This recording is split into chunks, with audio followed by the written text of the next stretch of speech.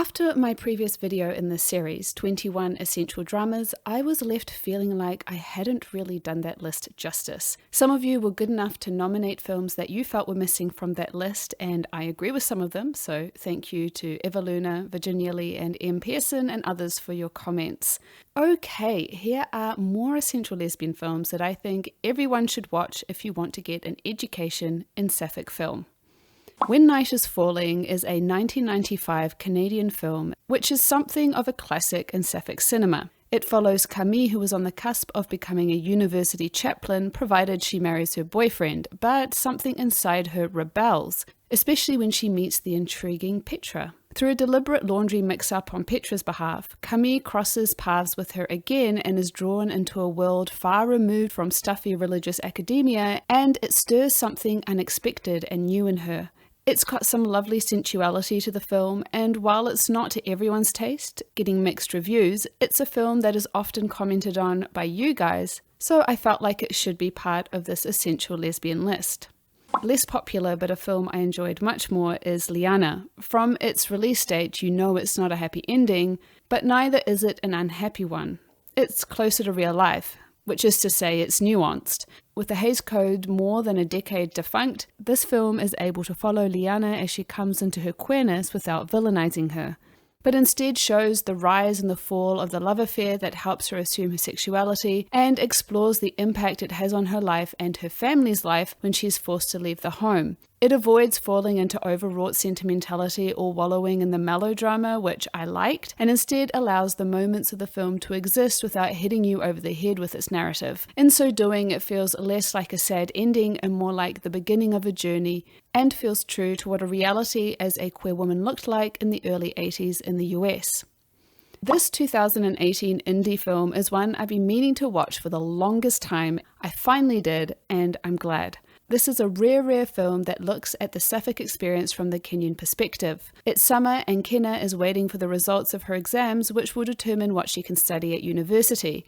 As she waits, she works at her father's store and hangs out with her friends. Her dad is running for office, so when the daughter of the opposition catches her eye, it's doubly forbidden. Nonetheless, the two girls develop a relationship, but they can't keep it hidden for long. While the story is simple, it's a beautiful movie with excellent performances, especially from Samantha Mugatsia, who plays Kenna.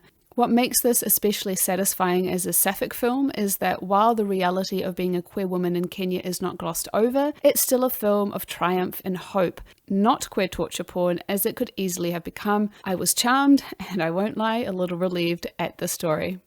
This Swedish film follows the social outcast Agnes and how she is drawn to the popular wild Elin. On the surface, they couldn't be more different, but they discover they may have more in common than they thought. One night, Elin is dared to kiss Agnes to prove that she's a lesbian, but afterwards regrets it and comes back to apologize.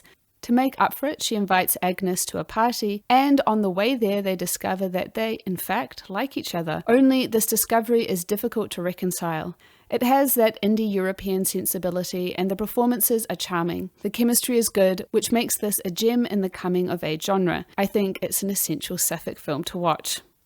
Aimée Jaguar is a film that has been nominated quite frequently by you all in comments as a favourite lesbian film. It's based on a true story and was adapted from a book. Set in 1943 Berlin, Lily, the bored housewife of a Nazi, finds herself the object of Felice's attention, a Jewish woman who has gone undercover for the resistance, working for a Nazi newspaper. Felice begins sending love letters to her, but Lily is already having an affair and finding it lacking. When her husband, while back on leave from the army, is discovered with another woman, she realizes she's not in love with him and begins an intense affair with Felice.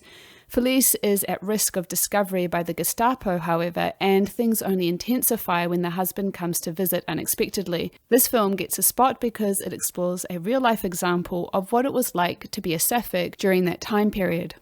This film anthology is the follow-up to the original 1996 made-for-TV film If These Walls Could Talk, which looked at 3 different stories of women needing abortion through different time periods of the 20th century. It was successful enough to get a part 2 4 years later. It followed the same formula, but this time looked at 3 stories about sapphic women in 1961, 1972, and 2000. The cast is jam-packed full of actresses you'll recognise, starting with Vanessa Redgrave in the 1961 segment, Michelle Williams and Chloe Sevigny with Natasha Lyonne and Nia Long making an appearance in the 1972 segment, and then Ellen DeGeneres and Sharon Stone in the 2000 segment. I may be biased with the inclusion of this one because back in the early 2000s, as I was coming out, it left a lasting impression. It felt like a powerful look at the impact that progress had had on queer lives. Even if the 2000 version wanted to depict a comparatively utopian look at being queer, despite it still being a very homophobic time, and continues to be in most of the world today. Let me know if you think this deserves to be on this list. I felt mixed after watching this film back when it came out in 2011, but after some thought, I felt like it deserved to be on this list. Why? Because it delves into the world of Tehran, Iran, under a repressive regime, and through that lens explores what it meant for Atafeh and Shireen to have feelings for each other, the straining at such tightly wound control, and was inspired by director Miriam Keshavar's experience visiting as an adolescent. It was such a radical film that it was banned in Iran, and Miriam Keshavar has been banned from ever returning to the country.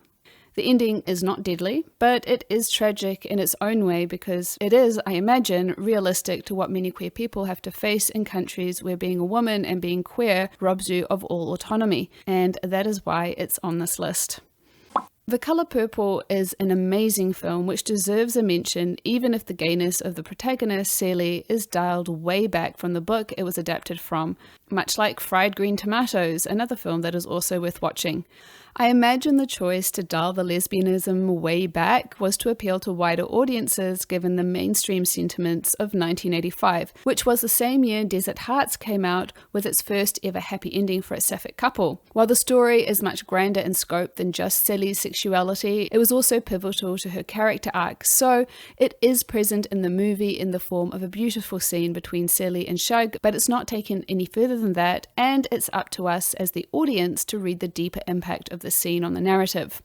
Other honourable mentions based off movies often nominated by you in the comment section are High Art, where a woman meets a renowned photographer and begins to fall for her, The World Unseen, where two Indian South African women fall in love in a racist, sexist and homophobic society.